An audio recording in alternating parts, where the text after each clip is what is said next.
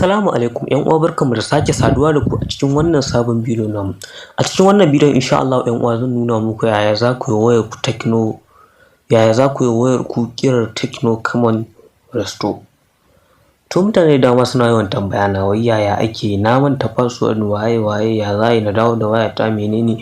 To duka dai abubuwan wannan bidiyon ya ƙunshi yadda za ka yi kai wayarka Tecno Camon Resto. Wani za ta iya ɗaurowa shi ya saka wa wayan tashi Tecno Camon ya saka mata password amma kuma yanzu ya zo ya manta. To yanzu ya za ka yi mata resto ka sauke wannan password ɗin. To yanzu wannan bidiyo zan nuna muku yadda za ku yi wannan resto ɗin cikin sauƙi ba tare da ka sha wahala ba.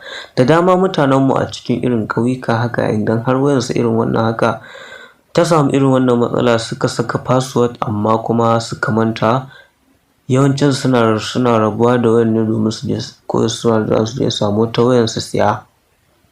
Bayan kuma akwai hanyar da ake yi ko kuma sai dai a bari idan wani zai zo dan irin shigo cikin birni haka sai a dan bashi a ce ya je shagon da ake cirewa waya security ya je ya biya kuɗi, sai ka ga kuɗin ma da tsada 1000 naira 500 a wannan lokaci ai kuɗi ce. To insha Allah yanzu za ka yi amfani da dabarar da Allah ya baka, za ka yi amfani da basirar da Allah ya baka domin ka yi wayar ka resto ƙirar Tecno Camon cikin sauƙi ba tare da ka je wani wuri ka ba da wai kuɗaɗe ba haka masu yawa domin a cire ma wannan password ɗin. Ok, ina kira ga waɗanda ba su yi mana subscribe ba a cikin wannan channel tamu, insha Allah ku danna alamar subscribe sannan ku danna alamar ƙararrawar sanarwa domin sanar da kai sabon bidiyo da zarar mun ɗora. To yanzu mu shiga cikin bidiyon.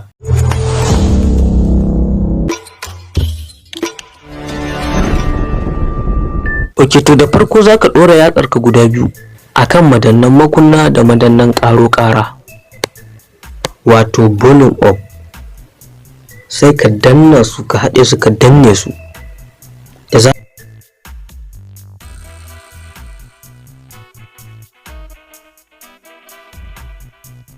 zarar ka danna jin kaɗan za ka ga ta buɗe maka wannan fuskar. To anan za ka yi amfani da madannan rage ƙara wato dai volume down wajen danna shi kamar haka har sai ka zo can ƙasa inda aka rubuta more ɗin nan. Idan ka shiga sai ka zo wajen wide data, tana buɗe maka wannan fuska sai ka zo ƙasa can lahar inda aka rubuta wide data. Daga nan sai ka danna yes, tana buɗe maka fuskan nan za ka zo wajen yes sai ka taɓa.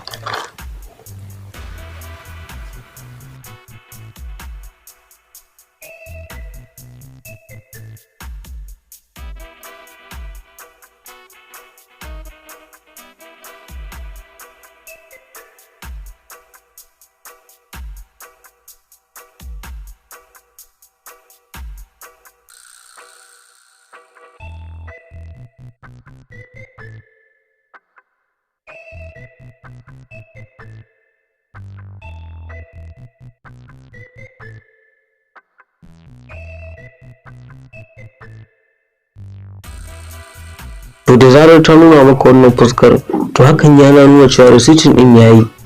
Daga nan sai ka yi mata duk sace-sacen da kake da bukata. Gode da ziyartar wannan channel tamu, da Allah dan Annabi ku duba daga ƙasan wannan bidiyo ku yi mana subscribe sannan ku yi mana liking ku yi share wa ƴan uwa domin su ma su amfana.